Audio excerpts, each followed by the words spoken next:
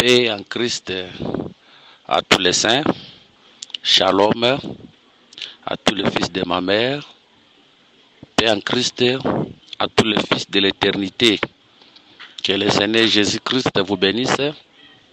Que le Seigneur Jésus-Christ vous soit favorable. Toujours ça y est, merci. Et permettre et tout partager sur Malobana Nzambe na Mukudarelo. Kombo na ye epambolama. Kombo na ye ezalokumu. Topesi merci. Yo ya bandaki na biso thème ya cantique de cantique banda chapitre 1 pe silisi na biso na yango na chapitre 8 lokumu ezongela ye kembo ezongela ye yo ya marchaki na biso selon sa grâce ko dans sa mesure de grâce o ayebaki na kopesa biso. Que le Seigneur soit béni, que le Seigneur soit loué. Lelo na ngoli ya Nzambe tozo banda thème ya sika. Thème yango ezali les discours de Dieu à Job sur les animaux. Yango tozo banda lelo. Tokotambola na yango kolanisa mangolu ya Nzambe. Oui, que le Seigneur soit béni. Tozo banda nanu ko yebisana ensemble ete tosenga ki mituna par rapport à livre de cantique de cantique soki ezali ba numéro na biso topesaka pour la bande kwa sonda biso na YouTube surtout. S'il y a des questions à poser, le numéro na biso ezali. Beaucoup qui kutuna par rapport à numéro 1. Bande ko noso balanda so na WhatsApp, na YouTube, na ba audio.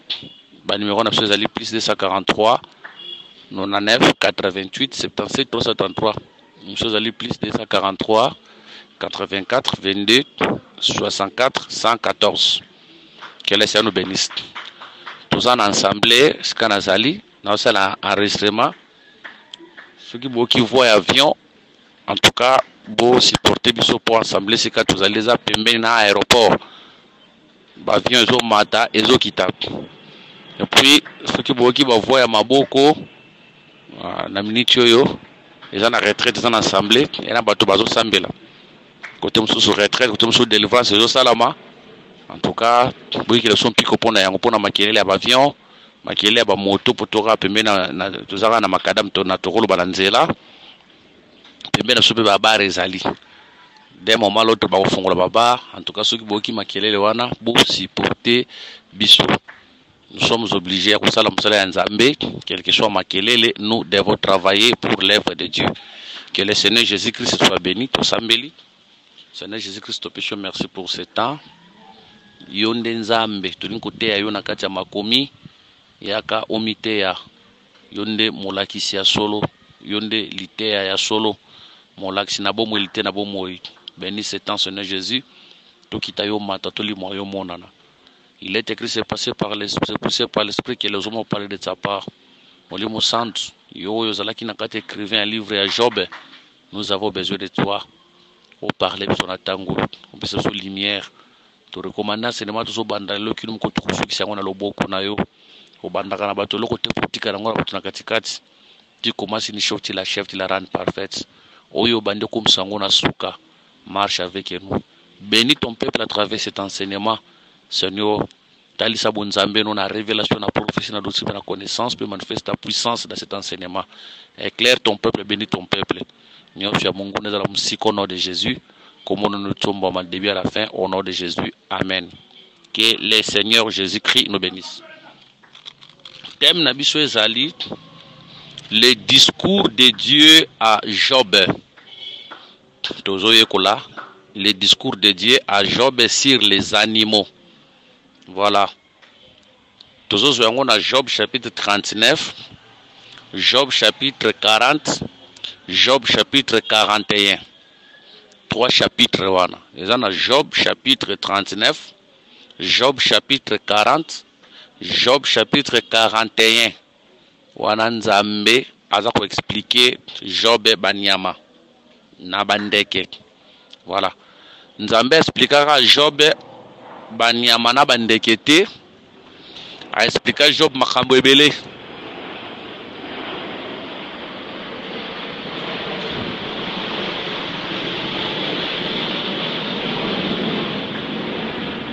OK. Na yebisaki na bino ke to apembe na aéroport ba avion zo mata zo kita wana za avion uto mata Oui, que le Seigneur nous bénisse. Nzambe expliqua à l'obéla Job makambo ebele. À l'obéla ba séjour de mort, à l'obéla ba mai, à l'obéla makambo ebele. Mais biso toujours le sokara discours ya ba nyama. Na chapitre 39, chapitre 40, na chapitre 41. Kole so pambola biso. Yambo na biso ko simba ba nyama. Tokoki kokotana na ba nyama te so tolobeli Job yango nani aza nani te. Faut tout banana ko expliquer Job aza nani. Que le Seigneur Jésus-Christ nous bénisse. Tolobi que Job aza na ba couleur ebele ya ko expliquer ye na kati ya makomi.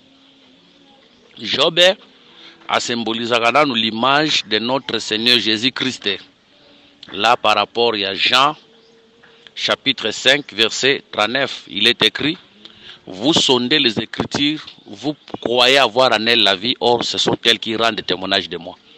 C'est pour dire que Job ya solo,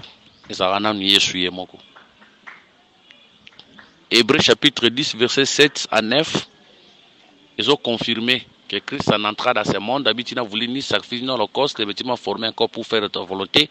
Je viens car dans les rouleaux du livre, il est question de moi. Tu comprends que Job ya solo, ils ont le Seigneur Jésus. Pour Job, azarana kembo, babeta kae, akitaka na putulu, mais azonga asupe na kembo na e. Tondimi mouvement oyo, et ça la mape na kata nzoto ya Yesu. Que le Seigneur bénisse. Job a symbolisé le peuple d'Israël. Pour Job azarana na kembo, mais okita na mabele, mais kozonga asu na kembo. Donc a symbolisé le peuple d'Israël, oyo azalaki na kati ya bozalisi ya Nzambe na sacerdoce. Mais les lois a rejeté, mais un jour à kozonga le sous na kati ya bunganga Nzambe. Job, voilà parce que bibale, Job a symbolisé pe mwana ya Nzambe oya kokuta na batan difficile. Azalaki malam, mais tant ya pas pe ko bete Nzambe ko permettre makasi betaye, mais akosuka bongo te suka na nyonso Nzambe ako visiter ye pe akozongisa ye na kati ya kembo na ye. Que le Seigneur bénisse. Aspect minei nde otokotambola na yango na kata malaksi na biso. Tolobi Job awa tokuza ko expliquer Job lokola Adam na aspect tokotambola na yango. Tozo ko expliquer Job lokola Adam. Tant tozo mona Adam, wana tozo mona l'humanité tout entière na kati Adam parce que Adam c'est notre père. Quand Adam a été créé, biso no soki na kati barena e. Que le Seigneur nous bénisse. Donc, dans la zone Job, ici, je prends Job comme Adam. L'aspect autre tambola nae, yangoan. Toujours Job, le Adam, wana tomoni humanité tout entière. Nakati nae. Toujours Genèse, s'il vous plaît, Job, chapitre 1. Toujours Job, chapitre 1, verset 1 à 3. Nous lisons au nom de notre Seigneur Jésus-Christ. Job, chapitre 1, 1 à 3. S'il vous plaît. Job chapitre 1 et 3. Il y avait dans le pays dit un homme qui s'appelait Job, et cet homme était intègre et droit. Il craignait Dieu et se détournait du mal. Il lui naquit 7 fils et 3 filles. Il possédait 7000 brebis, 3000 chameaux, 500 paires de bœufs, 500 ânesses et un très grand nombre de serviteurs. Et cet homme était le plus considéré de tous les fils de l'Orient. Voilà. Tozomona biloko mibale awa. Tozolobaka Job 1. Azalaki na Orient. 2. Azalaki l'homme le plus considéré pour les kabana nyonso ya Orient. Que le Seigneur Jésus-Christ nous bénisse. Yango tolobi que Job azalaka type ya Adam. Tozui Ecclésiaste chapitre 3 verset 15. Il est écrit: ce qui a déjà été et ce qui sera a déjà été, et Dieu ramène ce qui est passé. Voilà. C'est pour dire que Nzambe akoka matakaka Adam abimisie na forme moko boye songolo.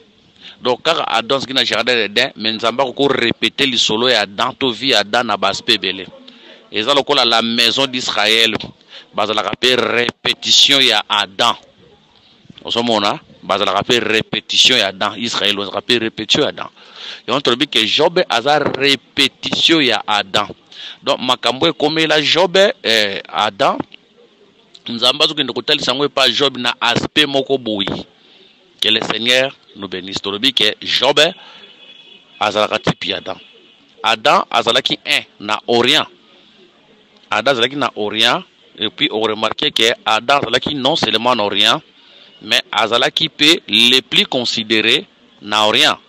Yango tant tokozwa Genèse chapitre 2 verset 8. Genèse chapitre 2 verset 8 totangi. Il est écrit: puis l'Éternel Dieu planta un jardin en Éden du côté de l'Orient et il y mit l'homme qu'il avait formé. Voilà. Tozomona Job oyo azalaki na Orient. Ezoma un na même emplacement na Orient. Nzambe azokotia Adam na Orient, na jardin na côté ya Orient. Donc tozomona Orient o bazotia Job, tozomona pe Adam yepe azalaki na Orient. Que le Seigneur bénisse. Voilà. Et ceux qui ont la tête, que Job était le plus considéré na Orient. Et d'autres les Adam ou Nzambe après avoir coqué Adam à côté na jardin aux Zalaki na Orient. Vous remarquez que Adam aussi était le plus considéré que les Kabanyamanios sur la carte jardin. Moutolaki na considération na carte jardin pour les Kabanyamanos c'était Adam. Yenda Zalaki le plus considéré. Que le Seigneur Jésus-Christ nous bénisse. Remarquez le sous-solo comme Namukanda ya Job chapitre 29 verset 25 et loko moko Job azoloba. Tozana mukanda ya Job chapitre 29 verset 25 yoka et loko Job azoloba. Job alobi boye. Je lis au nom de notre Seigneur Jésus-Christ. J'aimais à aller vers eux et j'ai m'asseyais à leur tête. J'étais comme un roi au milieu d'une troupe, comme un consolateur auprès des affligés. Awa Job azolobaki azalaki comme un roi au milieu d'une troupe. Vous voyez ici, Job azolobaki azalaki tout un roi dans le langage nae. Or tango okende na mukanda ya Genèse chapitre 1 verset 28. Genèse chapitre 1 verset 28. Kuna komona Bible koloba boye. La Bible nous dit: Dieu les bénit et Dieu leur dit: soyez féconds, multipliez, remplissez la terre et la suscitez, et dominez sur les poissons de la mer, sur les oiseaux du ciel et sur tout animal qui se met sur la terre. Voilà. Mouto azo ko assujettir, puis mouto azo ko dominer, on a pouvoir, une autorité, c'est tout un roi. C'est pour dire que Adam en Éden, il était aussi tout un roi. O Nzambe appelle ça qui domination, autorité. Aeba nako dominer. Que le Seigneur nous bénisse. Tu comprends que Adam et Eden azalaki tout un roi oyo Nzambe apesaki domination pe autorité aeba nako dominer. Que le Seigneur nous bénisse. Job oyo azana gloire et que c'est ni tena Adam oyo azana vie malamu na kata jardin d'Eden. Mais on peut remarquer Nzambe ako permettre na Job à perdre biloko no sozalaki na yango et puis à permettre Satan à simba Job et puis Job akoma na ilser. Job akoma nzoto ba pota pota, Job akoma ben il a via ba pota pota donc malade parce que ba pota ou imagine na nzoto Job c'est pour dire que Job akoma ki malade ou sengela ki abika azala traité. Et on te dit que Job na gloire et ça Adam aussi na gloire na kati Eden. Mais Job oyo nzamba zo tinda Satan asimba e poto ndimba na révélation que mon tinda ki le serpent ancien asimba Job na révélation ezala nzambe emoko. Ezala nzambe emoko. Parce que la Bible dit arrive-t-il un malheur dans la ville sans que l'Éternel assoie l'auteur. Vous savez Bible que qui dira qu'une chose arrive sans que l'Éternel l'ordonne. Poto mon pas Job nzamba zo tinda Satan ki ne simba Job. Mais et pas ya Adam tout le monde sait que Nzamba tinda ki serpent ancien. Mais par rapport à ma commune à Péchio mi balé, tous on comprendre que Nzambe na tinda ki serpent ancien ne simba pe Satan. Et ya ne simba Adam. Ndeta ozo mona Job azo bima ba pota, Job o azo kitana so pere biloko zalaki nango et tel ça rappelle Adam après avoir été visité par les serpents anciens, l'homme avait tout perdu. L'homme a kitaki nakata via bassesse nakata via lisumu. Parce que tango ozo mona Job naba pota par la révélation, nous disons que Job avec les plaies étale l'humanité tout entière dans la vie du péché.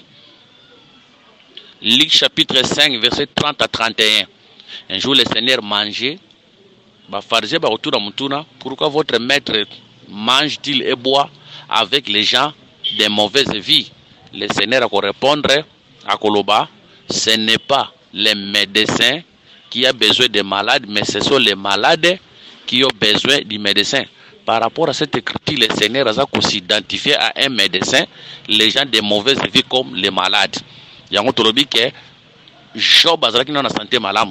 Mais tant que les nani sata ko simbaye a ko perdre santé malamu a ko koma malade donc a ko mabapota ya on dit que Adam en Eden azalaki na vie malamu na vie lisumute mais quand le serpent ancien va le toucher ne limenter tout entier to kota na kata vie péché par la révélation ba ke bapota otozomona na nzoto ya Job. C'est ça même la vie du péché. C'est pour dire que l'homme était devenu lépreux. Adam était devenu lépreux, un homme pécheur. Après le péché, on a toujours expliqué comme la vie du péché. Que le Seigneur Jésus-Christ nous bénisse. Awa tu expliquer Job. Maintenant, on peut remarquer, Job avait les amis. Job, azalaki na ba amis. Tozolo baboye que Job avait 4 amis. Azalaki na Eliphaz, azalaki na ami comme Eliphaz, Bildad, Tsophar et Eliou. Que le Seigneur nous bénisse. Mais parmi les 4 amis de Job, les 3 amis bazalaki mikolo par rapport à Eliou. Eliphaz, Bildad, Tsophar na Eliou. Mais Eliphaz, Bildad na Tsophar bazalaki mikolo, vous voyez, mais tandis que Eliou yazalaki leki par rapport na bango. Ndio ko remarquer tangu les 3 wa mikolo ba wanda koloba Eliou azalaki wana mais Eliou akolobelo ko mokote Eliou akovanda kimia akozela ba mikolo baloba ti soki discours a mikolo esili nde Eliou akobanda na koloba. Que le Seigneur nous bénisse. Maintenant, qui sont les amis de Job? O bazoya kotala Job tango azana pasi pour ba consoler. Qui sont ses amis? Nous disons ceci, les 3 amis oya mikolo. Que le Seigneur nous bénisse. Toujours Mukanda, il y a Job, chapitre 13, verset 4. Job, chapitre 13, verset 4. Nous lisons au nom de notre Seigneur Jésus-Christ. La Bible dit, Bible lobby, car vous n'imaginez que des faussetés, vous êtes tous des médecins de néant. Job azobenga baninga na ewana misatu, les médecins de néant. Par là nous comprenons que Job était malade. Il y a dit qu'il était malade. Maintenant baninga wana bayaki po ba traiter, mais Job azobenga ba médecin de néant. Cela veut dire bakoka qui ko traiter était. Il y a autant ça que l'humanité tout entière après avoir péché en Adam, to koma ki ba malade. Que le Seigneur nous bénisse. Mais il y avait un certain nombre de médecins au bazala qui ont pour nous traiter, mais ces médecins-là, bakoka qui ko traiter bisoté. Yango tozo benga bango les médecins de néant. Ba médecins on a aspect liboso toloba, bazo représenter tous les prophètes de l'ancienne alliance. C'est pour dire que tous les prophètes de l'ancienne alliance étaient des médecins de néant. Bazala qui na makoki a ko biki sabisoté. Bazala qui na makoki a ko pe sabiso guérisonté. Que le Seigneur nous bénisse. On a aspect liboso t'expliquer les 3 amis de Job. Na deuxième aspect, les 3 amis de Job wa mikolo, bazo représenter la loi, les prophètes et les psaumes o ezalaki wana mais ezalaki na makoki te. Ezangaki makoki akobiki sabiso. Donc les 3 amis à mikolo batasaka la loi, les prophètes et les psaumes oyo bazalaki wana mais bazalaka na makoki mokote ya kobiki sabiso. Que le Seigneur nous bénisse. Que le Seigneur Jésus-Christ nous bénisse. Mais on a remarqué, tout le monde qui est 4 na Eliou. Eliou était le 4e. Mais pendant que les vieux là parlaient, Eliou est là vandi azoyo kabango. Atiki balobi, atiki balobi, atiki balobi. Que le Seigneur nous bénisse. C'est ça la sagesse. Toujours que celui qui a la grâce de Dieu ne force pas les choses.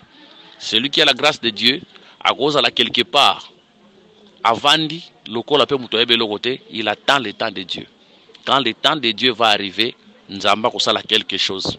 Quand le temps de Dieu va arriver, Nzamba konore musali nae. Nzamba onoraka basali nae natana bango. Mais musali Nzamba ya solo, wazana grâce Nzamba kati nae, azana précipitation te. azelaka tango ya nzambe. Quand le temps de Dieu va arriver, lokolo zaka ne loko ya nzambe, ne sois pas pressé. Kozala pressé te ke o longa makola papa na yo parce que moni grâce zo bela o kinde ko bâtir ensemble. Non, zela tango nzambe koka. Dieu va te parler. Ata bato bato telemelo kana kata bato na nzamba ko lobakati na bango. Attends le temps de Dieu. Ne sois pas pressé de quitter ton père. Ne sois pas pressé au kinde ko banda musala moko bosi lo te ki tango nzambe koki na nute. Yo zela tango nzambe koka. Lorsque le temps de Dieu va accomplir, Dieu lui-même akufungole lo bikuke. Tant ne ko sentir que ko forcer makambute, Dieu te fera grâce. Que le Seigneur Jésus-Christ nous bénisse. Les trois amis balobi tangu basilisi koloba, c'est alors Eliu azokota en action. Là nous sommes dans le livre de Job chapitre 32 verset 1 à 2. Ces trois hommes cessèrent de répondre à Job parce qu'il se regardait comme juste. Alors s'enflamma de colère Eliu, fils de Barakel de Buz, de la famille de Ram. Sa colère s'enflamma contre Job parce qu'il se disait juste devant Dieu. Que le Seigneur nous bénisse. Tant les trois amis à Mikolo Bazoloba, Eliu pas à la Ginabango. Mais Eliu a zokota enceinte. Eliu a tibango baloba. Balobi, ayoki bango. Tant bango ba silisi, nde Eliu sko fungoli munoko na e, nde Eliu abandiko intervenir. Que le Seigneur Jésus-Christ nous bénisse. Nous disons que les trois amis, t'expliquer bango la loi, les prophètes et les psaumes. Mais vous remarquez que Bazala qui ouana, tout petit bon aspect mibalé, aspect le sous bazo représenter tous les prophètes de la Sainte Alliance. Aspect mibalé tolobi, bazo représenter la loi, les prophètes et les psaumes. Oya qui ouana comme médecin pour traiter moutou. Mais qui n'a marqué qu'on traiter bisoté. Mais vous remarquez que Eliu était là avec E. Mais à l'oba qui est le côté, on t'oloba qui est awa Eliu oaza les plus petits, oaza les petits kati na bango a représenter kapé Christ. C'est pour dire que Christ depuis l'ancienne alliance azalaka nae. Pendant que les prophètes travaillaient, il était là. Mais atika ki bango va travailler parce que il attendait son temps. Il attendait son temps. Il faut travailler pour ton di maraboue na nzoto que Yesu azalaka dernier prophète et ancienne alliance. Nous avons Yesu azalaka dernier prophète ancienne alliance, Christ nde azalaka prophète et nouvelle alliance. Que le Seigneur nous bénisse. Voilà. C'est compliqué Jésus azalaka dernier prophète ancienne alliance, Christ azalaka prophète et nouvelle alliance. Quand on voit Christ là, je vois le Saint-Esprit. Que le Seigneur Jésus-Christ nous bénisse. Parce que la Bible dit que le Christ ne meurt point. C'est là qu'il est écrit. Nous avons appris par la loi que le Christ ne meurt point. Oya kufa qui ne koulousu, c'était Jésus. Christ a kufate. Parce que le Christ ne meurt point. Ou une autre kufa qui ne koulousu, c'était Jésus. Il était mort quant à la chair, mais quant à l'esprit, il est vivant. Et on te dit que depuis l'ancienne alliance, il était là. Pendant que le prophète travaillait, il était là. Pendant qu'il a très bon travail. Parce que son heure n'était pas encore venue. Et on a remarqué, Nanda Kuya Abraham. Et on a tamoko Isaac azalaka na ye. Il y a un temps. Et on a tamoko Isaac abotamaka pe azalaka. Isaac a tamoko azalaka. Mais vous remarquez, il avait des serviteurs qui travaillaient, qui géraient les biens d'Abraham. Mais tant que Isaac azokoma mukolo, il faut Isaac a récupérer. Bolimbisi, avion, ezoleka, je m'excuse.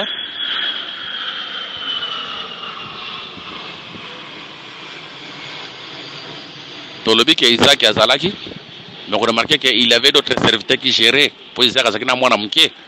Il y a un oublié que aussi le temps que l'héritier est encore un enfant, azo qui s'en en esclavité. Bakutia batusu bazo kambaye. Ou alors frère Paul dans le bien, mais tant qu'on a récupéré nyonso. Et on te dit que depuis l'ancienne alliance, Isaac azalaki, batusu bazo gérer, mais tant Isaac azokola comme kolo, il faut récupérer nyonso na maboko na parce que c'est l'héritier. Et on te dit que Christ était depuis l'ancienne alliance, c'est-à-dire qu'il va travailler, basali, mais il avait un temps où maintenant Christ va prendre maintenant le contrôle, il va maintenant commencer à parler. Ce que avaya bandakoloba bango kuna fo basilisa. Ya on te dit que Eliu wazalaki le plus petit à représenter Jésus. Jésus était prophète, hein? Luc chapitre 7 verset 16. Une écriture zoloba, un grand prophète nous est à Paris, nous est à Paris et Dieu a visité son peuple. Et puis comme on a quelque part dans Matthieu 16, bazo comparé na Élie, na Isaïe, na Jérémie, donc il est aussi prophète comme les prophètes de l'ancienne alliance. que le Seigneur nous bénisse. Azalaka mosakoli lokola basakoli ancienne alliance yango mona basakoli ancienne alliance bango balobaka na ba parabole yé petangwa yé palobi na ba parabole. Que le Seigneur nous bénisse. Yé petangwa yé alobi na ba parabole nazo pesa écriture aux hôtels sake basakoli ancienne alliance balobaki na ba parabole. S'il vous plaît, le temps que tout luka yango, je m'excuse parce que tout luka écriture aux hôtels sake basakoli ancienne alliance balobaki na ba parabole. Que le Seigneur nous bénisse. Ezana mukanda ya Osée chapitre 12 verset 11. Osée 12, 11. J'ai parlé au prophète et j'ai multiplié les visions. Et par les prophètes, j'ai proposé des paraboles. Voilà. Nzambe na kata basakoli alobaki na parabole. Voilà pourquoi quand le Seigneur va venir aussi dans Matthieu 13, il parlait en parabole. Mais la différence entre Christ et Nabango est que quand Christ était venu, c'était déjà la grâce qui était sur la terre. Bien que la grâce va se manifester totalement le jour de la Pentecôte, mais quand il était venu, bien qu'il parlait en parabole, mais c'était la venue de Dieu. C'était la visitation de Dieu qui était venu déjà visiter les hommes, bien qu'il parlait en parabole. Bien que les trois amis étaient sur la loi, les prophètes et les psaumes, au balobaki, baraki ba médecin, mais bakoye ko traiter mutute, ba convaincre ki mutute. Maintenant, Eliu, ouazal le plus petit, est à Jésus. Autant oazoya, azal leki abasakoli nanzoto, nanzoto boye, azalaki leki na bango. Mais attention, la sagesse de laki katine de laki supérieure na batoyo, bayaki liboso nae. Que le Seigneur nous bénisse. Il était petit quant à la chair. Yango komona Jean-Baptiste à Kolobaboye. Celui qui vient après moi est plus grand que moi. Na kutu dinta kufungola singa ya sapatu nae. Nanzoto boazo bimaleki ya Jean-Baptiste. Pour Jean-Baptiste, écart ya zemi ya Jean-Baptiste na Jésus ya 6 mois. Tangu Jean-Baptiste bakozwa zemi na 6 mois après, nde ange akoya epa ya Marie, nde zemi ya Marie komonisama. C'est pour dire que nanzoto boye, Jésus était petit frère ya Jean-Baptiste. Pour Jean-Baptiste abotamaki avaye. Ya onto bila nzoto boye yazalaki leki ya basakoli nyonso ya ancienne alliance ba Moïse ba Jérémie ba Isaïe bango tout ba David na nzoto boye Jésus azalaki leki na bango mais atikelaki bango ta bango ba travailler mais ba travailler ba bigisi mutute. Voilà pourquoi lui va venir pour travailler. Il vient aussi comme un médecin. Il vient aussi comme un médecin. Yango to pesa ki Luc chapitre 5 verset 30 à 31. C'est pour dire que bao ba ki libosone bazala ki ba médecin ba quoi ko traiter mais il est pas le ko la médecin, il était venu pour traiter. Que le Seigneur bénisse. Yango ko remarquer bandeko ya Joseph bazala ki nakata bilanga. Maintenant Jacob fa benga Joseph papa zo benga fils pour atinda le fils bien-aimé wa linga ko leka bango nyonso. A otinda tanga zo tinda na tiniki ya ba couleur ebele. Or tiniki ya ba couleur ebele ezaka pe na baspe ebele. Tiniki ya ba couleur ebele et symbolisaka pe bolingo, hein? Par rapport à 1 chapitre 13, plusieurs couleurs, l'amour, la charité, ne discute pas, la charité est 1 Corinthiens 13. Que le Seigneur Jésus-Christ nous bénisse. Tu occupes qu'on varie connaissance pour nous baguettes tiniki ba couleur rebelle et ça la rappelle molimo santo. Que le Seigneur Jésus-Christ nous bénisse. Voilà. Mais tant qu'on tinda yé, alors baguette kende kotala bande konayo, ceux qui basent na bonne santé, mais là bon bloc kolia. C'est pour dire que azoya kotala santé à bandeko. C'est pour dire que Joseph, le fils bien-aimé, bazo tinde pour atala la paix santé. On dit que Joseph azala la paix image. Il y a Christ, le véritable médecin. Que le Seigneur nous bénisse. Les mêmes Joseph. Tant bazo te kaye pour akende en Égypte, on remarque que ba marchand wana, ba banda kumema ba bombe, hein, banda kumema ba kisi. Ou ba memaki, ba banda kende nango wapi na Égypte.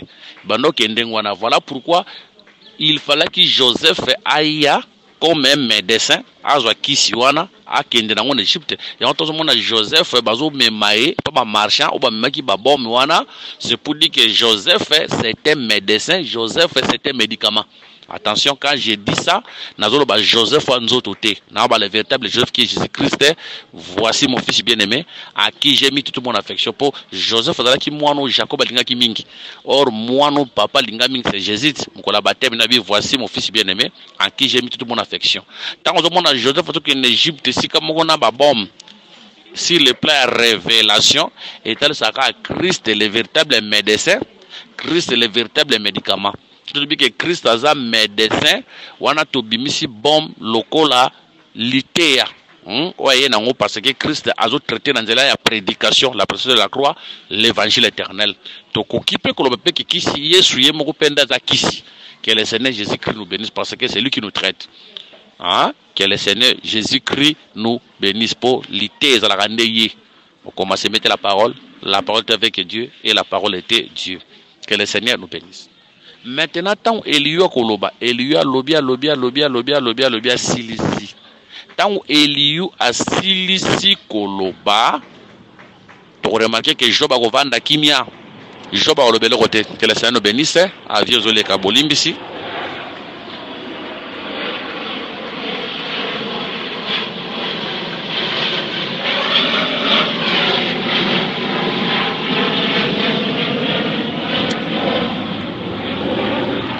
Ok, tu le dis que tant Job, tant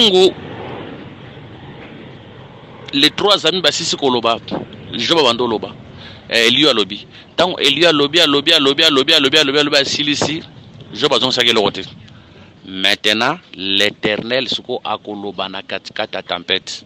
Vous avez maintenant l'Éternel va parler maintenant na katikata tempête. Tant lorsqu'on a katikata tempête. Ndesikoyo, Tomoni, Job a la convaincu. Tobi que les trois amis représentent la loi, les prophètes et les psaumes, Obayaki me bakourai pour convertir l'humanité. Eliu a représenté Jésus, Oyaki a salaki ministère pendant 3 ans et demi. Tant qu'on matine Klous va crucifier, Nde Tozomon Nzambe, Azoya Soko Banakata tempête. Là maintenant, nous sommes dans le livre de Job. Chapitre 38, verset 1. Job 38, 1. L'Éternel répondit à Job du milieu de la tempête et dit, voilà. C'est pour dire que pour Nzamba Loubasiko, Yomu, Pepe, Amakase, que le Seigneur nous bénisse. Voilà déjà les trois, bah, oui, bah, convaincre été. Tant les trois, bah, convaincre été. Eliu a lobby à Silici. Tolobi que les trois, c'est la loi pour les psaumes. Eliu, le plus petit, c'est Jésus. Quant à la chair, à Silici Moussala, Baba qui est, Nde Tomosko Nzambe, Azolo Basko na kati ya tempête. Or Nzambe, Wazo Banakati ya tempête, et zo Mepso Mbalamoko na Mukanda ya Actes des Apôtres, chapitre 2, verset 1 à 2. Actes, chapitre 2, verset 1 à 2. Les jours de la Pentecôte, ils étaient tous ensemble dans les mêmes lieux. Tout à coup, il vint du ciel un bruit comme celui des vents impétueux et il remplit toute la maison où ils étaient assis. Que le Seigneur Jésus-Christ nous bénisse. Où ils étaient assis. Voilà. Ndeto moni Nzambe abande koloba. Tozolo ba tempête nam va impétueux ezelo komoko. Nzambe azolo banakata tempête, c'est le Saint-Esprit qui parle le jour de la Pentecôte. Que le Saint-Esprit azala Nzambe. Ezai tonate azala Nzambe. Anania na Safira tant bakosaki Pierre akolobana bango. Pourquoi Satan a tué eloko aboye pour beaucoup samolimo santo? Après Koloba, ce n'est pas à des hommes que vous avez menti, c'est à Dieu que vous avez menti. C'est pour dire que le Saint-Esprit c'est Dieu, Dieu c'est le Saint-Esprit. Il y a un truc qui est tempête, namu pepe va épetuer et eloko moko. Nzambe oazoloba na Job, c'est le Saint-Esprit qui était venu les jours de la Pentecôte. Que le Seigneur Jésus-Christ nous bénisse. Voilà. Donc, vous remarquez, tant que Pierre à côté, tant que salité anae, de mite mayabatu ekosimbama. Acte de l'apôtre, chapitre 2, verset 37. Mite mayabatu ekosimbama. Voilà. Et le Bible, Acte chapitre 2, verset 37. Après avoir attendu ces discours, ils eurent les cœurs vivement touchés. Et ils dirent à Pierre et aux autres apôtres, hommes frères, que ferons-nous? Voilà, que le Seigneur soit béni. C'est pour dire que le jour de la Pentecôte, tout le monde Job a convaincu. Job a la converti. Parce que nous avons après avoir que la tempête, nous avons Job a commis converti, nous avons Job a commis convaincu. Alléluia. C'est ça le jour de la Pentecôte, quand le Saint-Esprit est venu, nous avons qui convaincu, converti. Il y a un autre lobby qui c'est la prédication poussée par l'Esprit, une prédication spirituelle ne convainc Kabatu. Que le Seigneur nous bénisse. Si nous avons besoin de conversion aujourd'hui au milieu de nous, il faut que nos prédicateurs soient des hommes spirituels, pas des hommes charnels. Il faut que nos prédicateurs soient des hommes spirituels. Que le Seigneur Jésus-Christ nous bénisse. Des hommes qui prendront beaucoup de temps devant la face de Dieu pour prier. Les hommes qui prendront beaucoup de temps dans la vie de sacrifice pour chercher Dieu. C'est alors que notre prédication, et que vous en avez fait, Nicolo, il y a la vie à battre. Mais aussi le temps que les prédicateurs, vous attendez à le samboté. C'est que les prédicateurs, vous attendez à coquille la thé. Vous remarquez que Mathéa et cause à la charnelle, des prédications qui ne touchent pas les cœurs. Que le Seigneur nous bénisse. Prédicateur a fait sa programme, il y a jeune, nakati andaku, mais andaku azolia. Zomon. Après ce programme, il y a veillé nandaku, et l'église, il y a lali nandaku. Biloko wana examalamte. Un prédicateur doit être modèle. Tant que tu fais sa gêne, nakati église, toi-même, tu dois gêner. Tant que tu fais sa nuit de prière, il faut poser à la place ou ça quoi là ba système est comme lelo na ebité ba té na biso ba système wana wapi on remarquer tangu abanda ki église la na bureau té yemo na modération azo bandalité azo banda ko modérer mais lelo ko ba prédicateur ba comme na ba bureau on remarquer era modération ya vandi na bureau azane homme spirituel avandi na bureau tam susu azo tala na TV na bureau avandi na bureau kuna bazo sambela ya longwene era litea ndabimi na bureau aya koti pake ndoko sambela mama nzambe za ndengwana te na tuka na zomona mama nzambe na ndengwana te nous croyons que tant le sambo zo banda un prédicateur doit être là sauf les imprévus akoiko yamba un ministre toza na kamoko yelié là ce n'est pas un problème akova na bureau a traiter kawana après ya koti na katakiti mais otomona lelo ezala bongo te comme mon mesano motei ausamela bandimité avant na bureau na ye avant na ye na bureau soit hôtel na télévision na bureau abetene masolo era lité ende amatia ekokota ya malamte soit soka azokota po azo méditer que azo méditer soit na prière là eza mabete que le Seigneur Jésus-Christ nous bénisse. Nous voulons dire que la prédication doit être spirituelle. Voilà pourquoi nous devons prier pour nos ministres, nous devons prier pour nos prédicateurs, afin que leurs prédications soient des prédications spirituelles, des prédications où ils toucher le thème ya peuple. Que le Seigneur Jésus-Christ nous bénisse. Une prédication spirituelle. Tu voyez, surtout 1 Corinthiens, surtout 1 Corinthiens, chapitre 12, verset 13. Il y aura mon frère Paul Azoloba. Dans 1 Corinthiens, chapitre 12, verset 13, verset 3. 1 Corinthiens 12, 3. C'est pourquoi je vous déclare que nul, s'il parle par l'Esprit de Dieu, ne dit Jésus est anathème. Et que nul ne peut dire Jésus est le Seigneur si ce n'est par le Saint-Esprit. Donc, la prédication spirituelle, la prédication du Saint-Esprit était à Kaesu. D'ailleurs, pour expliquer, c'est pour dire que le Saint-Esprit ne prêche que Jésus. Le Saint-Esprit ne prêche pas autre chose. Dans le monde abandi ko expliquer moi si na ye o moni moi si na ngaza na teinture bo moi si na ngaza ka chocolat o moni so na peso soulier na ngo teke bandi commerce o moni ba biloko na comprendre que ça ce n'est pas une prédication spirituelle. C'est pour dire que moté à ça bimi na makamolimo il pouvait continuer par l'esprit mais à comme place moko bo nzoto emporter a bimi na makamolimo a koti na kata makamanzoto de telles prédications et ça passe après au mona baté à boé et beta batumingi mabaku. Que le Seigneur nous bénisse. Donc nous disons qu'une prédication spirituelle, c'est une prédication qui élève Jésus. Une prédication spirituelle, c'est une prédication qui honore Jésus. Une prédication spirituelle, c'est une prédication que Jésus-Christ est Seigneur. Soit dit que Jésus est Seigneur, c'est pour dire que c'est Jésus qui est Dieu, c'est Jésus qui a l'autorité et le pouvoir. Likolo ya biloko nyonso. Que le Seigneur Jésus-Christ nous bénisse.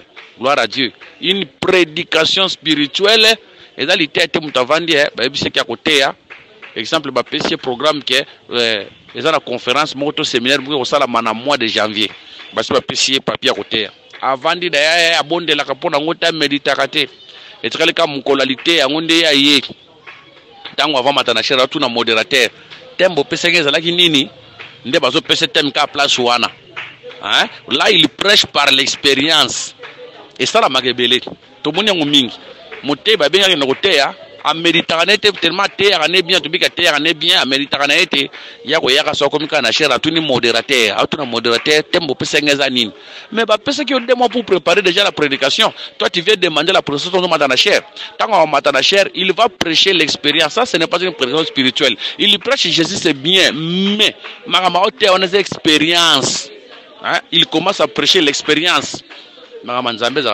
Tu dois prier afin que Dieu te donne les messages. Au moins, motel fois avant d'azo lukate makote bon, na ote bango ni na te bango cette so na te bango bon, na ote bango Armageddon. Eza mabeta Armageddon cette so. Mais makamoto te on a pesio. Tu dois prier afin que le Saint-Esprit puisse te parler, parce que c'est le Saint-Esprit qui connaît les besoins de l'homme. Omoni nous avons bien dit qu'ensemble nous traverser tanini quel message pour quel temps en fait que changement est tel samanaka tchabatu. Que le Seigneur Jésus-Christ nous bénisse. Voilà. Les autres qui n'a introduction na message na biso sur les discours de Dieu à Job. C'est là qui a introduction prochainement nde tukeba na okota na profondeur ya ko expliquer litea na biso likolo ya ba animaux kobanda na lion to ke na malembe lion corbeau chèvre sauvage biche nyonso wana titu ke nango l'hippopotame titu ke susango na crocodile. Que le Seigneur Jésus-Christ vous bénisse. S'il y a des questions ba numéro to stopesi ki na libandeli sobi to pesi ezama bete to bandela plus 243 99 88 77 333 monsieur Zali plus 243 84 22 64 114 kole su a pambola moko na moko akolanda biso na nzela ya litea oyo nde tukutani prochainement. Que le Seigneur nous bénisse.